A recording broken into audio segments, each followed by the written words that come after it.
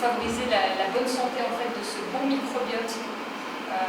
On a à tous les niveaux, hein, parce que là on a insisté sur le microbiote de l'intestin, c'est 100 000 milliards de micro-organismes, mais aussi on a des micro-organismes sur la peau, dans la bouche, et puis notamment sur la peau, si par exemple on utilise des cosmétiques qui sont agressifs, trop désinfectants, le fait de trop désinfecter les mains, on tue le microbiote de la peau, en fait, cette barrière immunitaire. D'ailleurs, je ne sais pas si vous vous souvenez, par rapport à nos enfants, nos bébés, au début on disait qu'il fallait stériliser les biberons, puis après on a dit mais arrêtez de stériliser les biberons, c'est dangereux. Il faut que vos enfants aillent dans la terre, il faut qu'ils soient en contact avec des micro-organismes pour justement alimenter leur microbiote. Donc on doit être vigilant à tout ce qui est agressif.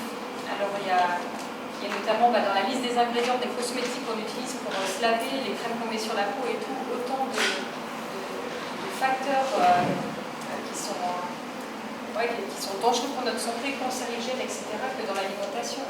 Et puis souvent on fait confiance, malheureusement on se fie beaucoup au label, à la couleur de l'emballage, donc tout le packaging en fait, qui est autour, qui incite le consommateur à acheter. Le but de l'industrie, c'est qu'on soit des bons clients. Donc en fait, pour sortir de là, il faut se former. Pour sortir de l'ignorance, il faut s'instruire en fait. Comme disait Nelson Mandela également. Avec l'éducation en fait qui permettra de remettre de la lumière dans ce monde. Donc voilà, donc attention à tout ce qui peut détruire justement le bon microbiote, les aliments transformés, l'excès de sucre, donc l'excès de sucre à tous les niveaux. Donc quand on parle du sucre, c'est pas seulement les bonbons, les gâteaux, le chocolat, mais c'est aussi les féculents, hein, les pommes de terre, les pâtes, etc. qu'on va manger en trop grande quantité, puis peut-être même transformer. Donc des pâtes blanches par exemple, il n'y a plus de fibres dedans. Et déjà les pâtes, si on pense à cet aliment, les pâtes, est-ce que ça pousse dans les arbres, des pâtes? Même des pâtes complètes, vous en trouvez pas dans les arbres et dans le jardin. C'est déjà un aliment transformé. Mais c'est tellement bon, bien sûr. Mais après, c'est une question d'équilibre. C'est une question d'équilibre en fait. Donc si on mange tous les jours des aliments transformés, ça ne joue pas.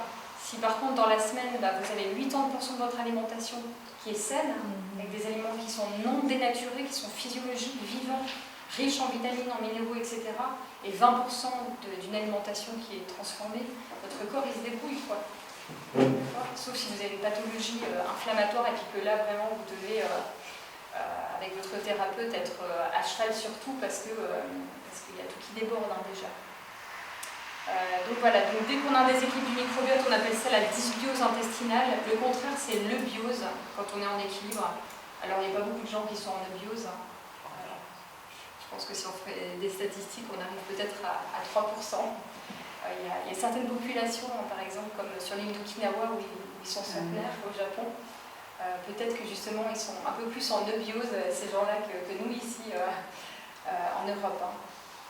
Donc on a vu tout à l'heure justement que le microbiote, on l'hérite à la naissance, et puis ensuite il évolue et il va être modifié en fait avec notre alimentation, l'hydratation et notre mode de vie. Donc il a un effet barrière, donc si pour autant qu'on a une bonne flore microbienne qui s'est développée contre les pathogènes. Dominique, ça joue, tu peux ajouter quelque chose?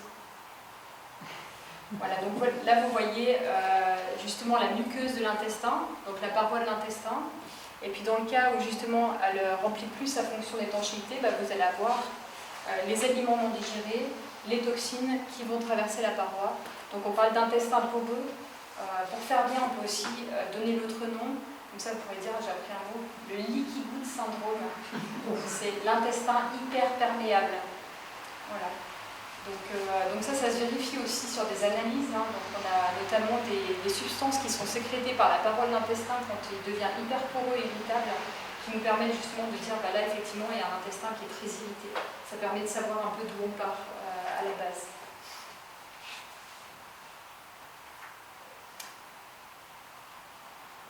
Alors si on parle de Pasteur, donc vous savez ce que Pasteur a amené à l'immunité, notamment par rapport à la théorie de la vaccination.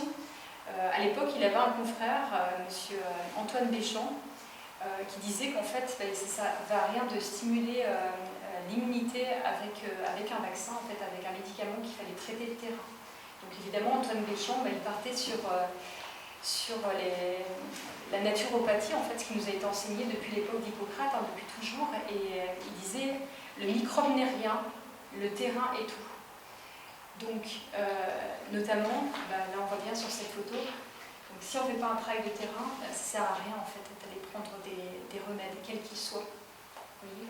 Donc c'est important de faire un travail de fond. Ça paraît logique une fois qu'on le sait. C'est pour ça que les images, des fois, ça parle beaucoup plus que ça parle beaucoup plus que la théorie. Donc le terrain, c'est un peu comme dans le jardin hein, aussi, donc on peut comparer ça au jardin. Si vous êtes dans un jardin qui est surexploité, d'accord, si vous ne le laissez pas au repos, s'il y a pas si vous ne faites pas bouger notamment vos végétaux, si le jardin il est bourré de pesticides, d'autres traitements, forcément vous n'allez pas avoir des bons légumes en fait. Au bout d'un moment, même les racines, elles vont pas pouvoir s'enterrer dans le sol. Donc notamment il y a Claude Bourguignon qui en parle beaucoup justement de la pauvreté maintenant de nos terrains dans l'agriculture intensive et qui fait que tous nos fruits et tous nos légumes dans la grande industrie en fait sont hyper pauvres en nutriments. On dit qu'aujourd'hui il faudrait 10 kg de fruits et de légumes par jour pour avoir les nutriments dont on a besoin. Tellement on a surexploité les sols en fait et puis nos végétaux n'arrivent plus à les puiser dans le sol ce dont ils ont besoin. Donc on a la forme, on a la couleur, mais plus la densité nutritionnelle en fait à l'intérieur. Donc c'est pour ça que après on a nos petites pilules, donc ça va être sympa dans 2050. Hein, bon appétit. Bon, il y a moins de vaisselle à faire pour regarder le côté positif quand même. Hein.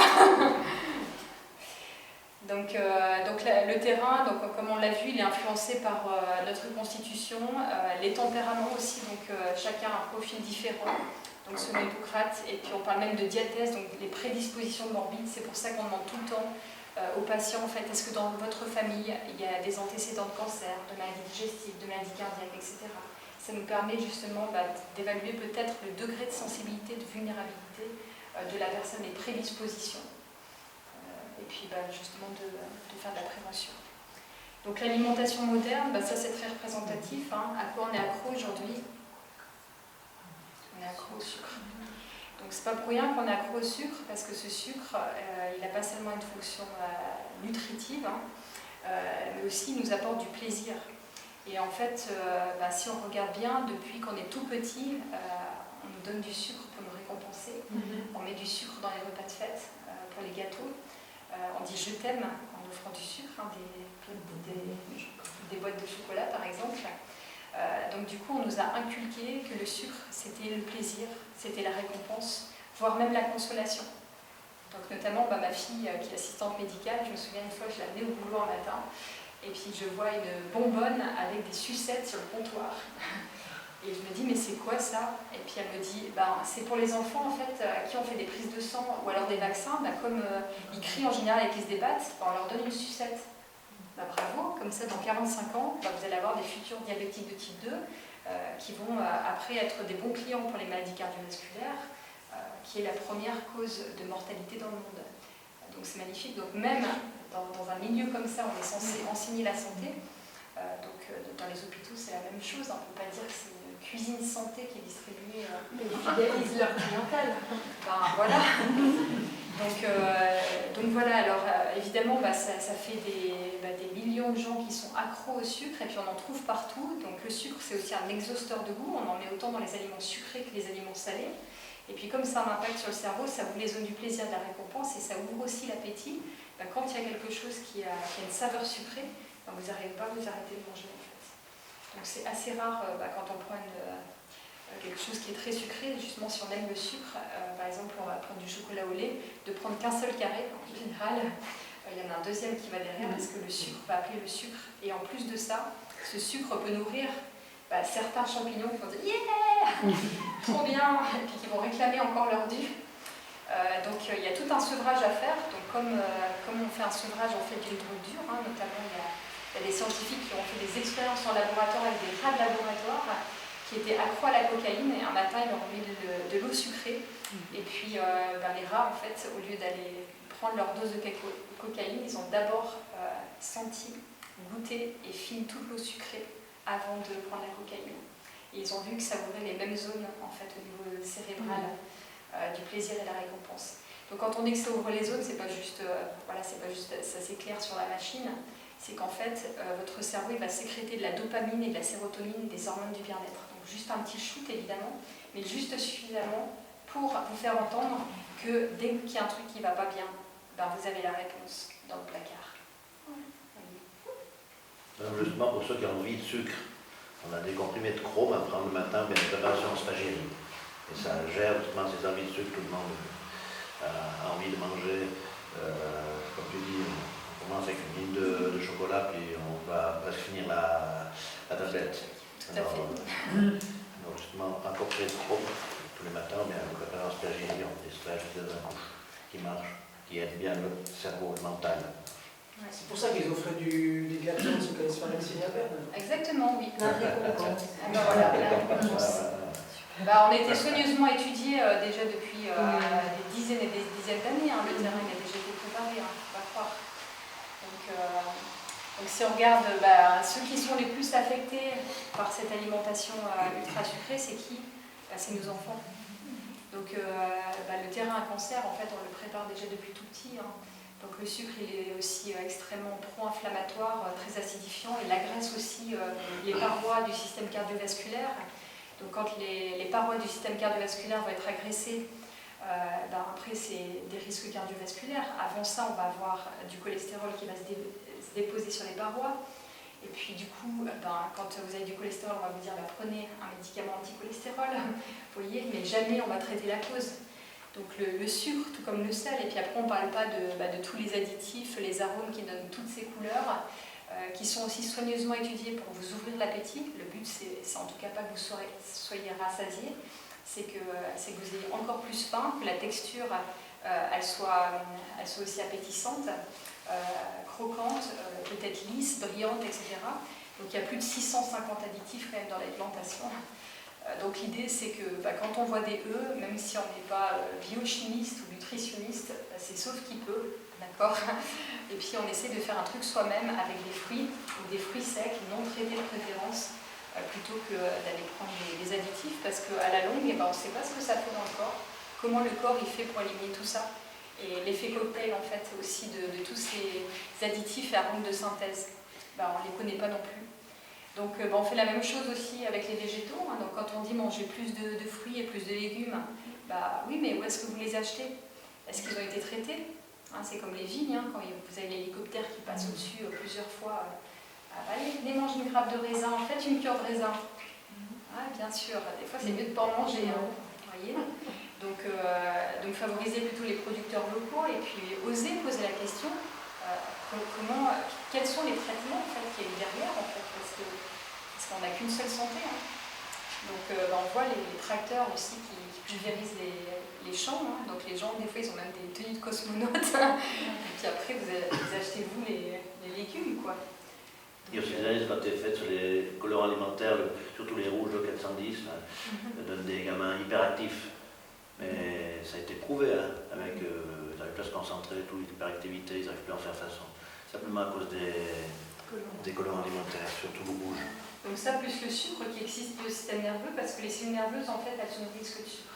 C'est pour ça qu'en fait, quand vous êtes stressé, vous avez plus facilement envie de sucre, soit du sucré, ou alors plus de féculents. Donc, et puis là, comme les enfants mangent beaucoup de sucre, déjà ça va exciter leur système nerveux, puis en plus, il y a encore tous ces additifs derrière qui vont aggraver les choses, et puis après on va vous dire il faut aller chez le médecin, donner un traitement à votre enfant parce qu'il n'arrive pas à se concentrer. Trouble de déficit de l'attention. Donc après, qu'est-ce qu'on mange tous les jours? On est sur le chantier, on est sur la route. Est-ce que ça, on peut dire que c'est une alimentation vivante en fait, qui va nourrir nos cellules, qui est riche en vitamines, en minéraux, qui va favoriser toutes les réactions chimiques du corps pour justement régler ces problèmes d'inflammation, ces tissus qui sont lésés, favoriser la régénération des tissus? On pense bien que non, ça c'est sûr. Donc ces aliments qui sont, notamment par exemple le pain, donc même les boulangers artisanales maintenant disent il n'y a pas que le gluten le problème, c'est aussi l'amidon en fait, qui est mal digéré à cause qu'on ne respecte même plus les temps de fermentation en fait, du pain et les temps de cuisson. On fait tout à la va-vite. Donc du coup, les molécules qui sont mangées, en fait, le corps, il les repère presque comme des ennemis, en fait. On peut avoir des réactions immunitaires avec des molécules alimentaires qui sont trop cuites, donc notamment presque caramélisées. Donc, on appelle ça des réactions de Maillard. Donc on a des molécules cancérigènes qu'on appelle les acrylamides aussi, qu'on peut trouver dans tout ce qui est roussi, trop cuit, dans les grillades, etc., qui vont entraîner aussi de l'acidité et puis des réactions d'inflammation. Puis après, on peut parler des protéines en fait, qu'on mange, les protéines animales notamment. La protéine principale qu'on mange beaucoup ici en Suisse, c'est quoi? Solution de facilité. Solution de facilité, c'est dans la culture, et puis c'est vrai que c'est bon. Mais en attendant, le lait à la base, c'est pour qui? Voilà. Donc ça ne veut pas dire qu'on ne doit pas manger du fromage, mais d'en manger tous les jours. Est-ce que vous pensez que pour le corps, c'est adapté? Est-ce que vous pensez que c'est un aliment qui est physiologique? Non, ça l'est pas. Donc encore une fois, on se rend compte qu'on encrasse beaucoup. On s'encrasse beaucoup. Alors bon, il y a le professeur Henri Joyeux, d'ailleurs, tu avais animé une conférence dans laquelle j'étais là-bas qui parlait beaucoup des produits laitiers. Donc ces produits laitiers qui sont très riches en graisses saturées et aussi en hormones de croissance. Donc c'est vrai que ces hormones de croissance, autant ça peut être bénéfique quand on est en pleine croissance, mais après, quand on a notamment des cellules cancéreuses qui se développent et qu'on prend ce genre de produits, ça nous encrasse plus qu'autre chose.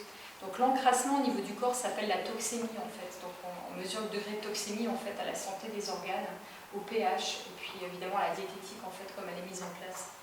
Puis après nos animaux, si on les achète pas chez un petit éleveur, on peut pas dire que ceux qui sont en grande surface ils sont élevés dans des bonnes conditions. Est-ce qu'ils sont nourris avec du fourrage ou alors des grains qui sont transformés? Et puis dans quelles conditions? Dans le noir, sur des grillages. Nous, si on nous enferme et qu'on nous met sur des grillages, en fait, on va générer beaucoup de toxines avec la souffrance. C'est la même chose, en fait, pour nos animaux. Donc, toute cette chair animale, après, elle est imbibée de toxines, de souffrance, et nous, on mange cette chair-là. Puis après, on s'étonne qu'on n'est pas bien. Est-ce qu'on peut faire confiance à du poulet bio avec le bourgeon? Ouais, alors le bio-bourgeon, c'est le cahier des charges le plus strict. Après, il y a plein de labels bio différents. Si vous voulez voir les différents cahiers des charges des labels, vous allez sur le site du WWF. Il y a tous les cahiers des charges des différents labels qui existent. Parce que c'est aussi tout un business, le bio. C'est pour ça que moi, des fois, je préfère aller chez l'éleveur du coin, le petit producteur du coin, plutôt que d'aller en grande surface si c'est possible. Après, on fait la politique du moins pire. Mais au moins, partir vers le bio-bourgeon, c'est ce qu'il y a de mieux à faire. Donc voilà, puis après beaucoup de charcuterie, donc toutes ces graisses saturées, ça encrasse aussi notre corps. Donc il y a vraiment une importance fondamentale en fait, à consommer des bonnes graisses pour le corps. Notamment votre cerveau, il est constitué de 60% de graisse qui se régénère. Les connexions nerveuses, en fait, elles se font grâce justement à la qualité des graisses que vous avez dans le cerveau. Donc un cerveau qui est trop riche en graisses saturées ou en graisses qui sont transformées, il ne peut pas bien fonctionner. Donc difficulté de mémoire, concentration, troubles de l'humeur, dépression, etc. Et toutes les cellules du corps, donc toutes les cellules, elles ont une membrane, d'accord? Et toutes ces membranes, elles sont faites aussi de graisse. Donc les membranes des cellules, elles servent aussi de surface d'échange en fait, entre le milieu extérieur et intérieur.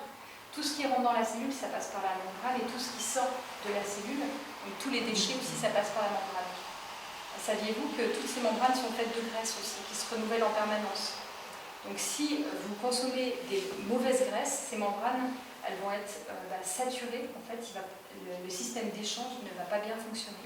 Et du coup, l'acidité qui veut être éliminée de la cellule ne va pas pouvoir être éliminée. Et c'est là que l'acidité se gorge dans la cellule. Et puis on va avoir une cellule qui va tomber malade, donc inflammation. Et puis peut-être développement de cellules anormales qu'on appelle des métastases.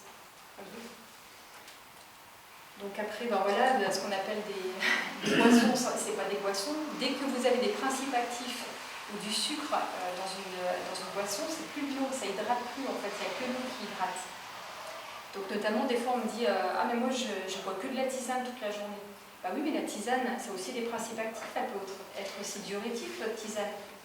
Diurétique, ça veut dire que ça va stimuler la synthèse de l'urine par les reins, puis du coup vous allez perdre de l'eau. Vous voyez, par contre, l'eau, elle vous hydrate complètement. Puis si vous prenez des boissons qui sont sucrées, en fait, vous ne buvez pas, vous mangez. Donc votre corps, il prend ça comme un aliment. Puis là, pour faire exploser votre taux de glucose sanguin, donc le taux de sucre sanguin, c'est l'idéal, quoi. Donc pareil, hein, quand on commence la journée avec un petit déjeuner comme ça, à la française, là c'est pareil, hein, dès le matin, bien sûr on a le fameux coup de fouet et puis la sensation de plaisir, parce que là il y a tout qui s'ouvre, les croissants confiture magnifiques, mais il n'y a que du sucre en fait. Donc on va faire exploser notre taux de glucose sanguin, la glycémie, et puis cette glycémie elle va chuter très rapidement sous l'action de l'insuline qui va permettre de restabiliser cette glycémie, donc c'est ce qu'on voit ici. Alors ceux qui sont là-bas, vous voyez ici, vous avez une forte montée en fait de la glycémie, merci Dominique. Et puis en fait, quand vous avez trop de sucre dans le sang, vous allez sécréter beaucoup d'insuline, beaucoup trop, qui va faire descendre la glycémie en dessous de la normale. Et puis là, quand vous avez une hypoglycémie, forte comme ça à cause d'une hyperglycémie qu'il y a eu avant, à cause qu'il y avait trop de sucre, c'est une hypoglycémie qui est extrêmement désagréable, avec de la nervosité, de l'irritabilité, des fringales. Alors certains vont dire « Ah bah moi je mange pas de sucre ». Non, mais peut-être que tu manges trop de féculents du coup à table à midi après. Et puis dans le sucre, si on prend par exemple les croissants au jambon, c'est du sucre, c'est de la farine blanche. En fait, la farine blanche, comme il n'y a plus de fibres, on a enlevé les fibres de l'aliment, ça va avoir le même impact sur le taux de glucose sanguin que si vous preniez du chocolat au lait en fait. Donc en fait on nous a raconté beaucoup d'histoires avec les sucres lents et les sucres rapides. On s'était dit que les pâtes, les patates par exemple, c'était des sucres lents. Non, si vous mangez des pâtes blanches,